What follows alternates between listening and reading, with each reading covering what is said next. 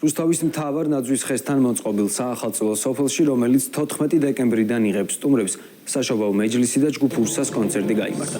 მთავარ მოედანზე მოწყობილია საახალწლო ბაზრობა და ხელნაკეთი ნივთების გამოფენა გაყიდვა.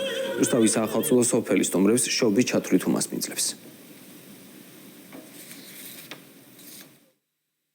რუსთავში განსაკუთრებული საახალწლო განწყობა, ძალიან ბევრი ხალხი შეიკრიბა მთავარ მოედანზე ჩვენს ნაძვის ხესთან. გვინდა რომ რუსთავიდან ჩვენს ქალაქს, ჩვენს ქვეყანას მიულოცოთ ამდენი შობა ახალი წელი, ვუსურვოთ მშვიდობა, ერთმანეთის სიყვარული. ამ წელს უკვე მეორე ჩავატარეთ რუსთავში ჯგუფმა ურსამ სოლო კონცერტი და ბედნიერები ვართ, რადგან ამ ქალაქში ცხოვრობს სიყვარულით, სითბოთი, ბედნიერებით სავსე ადამიანები, განსაკუთრებით ის ახალგაზრდა თაობა, რომლებიც საოცარ სითბოს და სიყვარულს ჩუქნიან თითოეულ კონცერტზე. მინდა მათ შობლებს ძალიან დიდი მადლობა გადავხადოთ. ახალი წლის იმედიც გვაქვს, სამშობლოს გამთლიანების იმედიც გვაქვს, უკეთესობის იმედი გვაქვს და ამ განწყობით ვართ, რომ ყველაფერი კარგად იქნება, ერთმანეთს შევიყვარეთ, ხალხი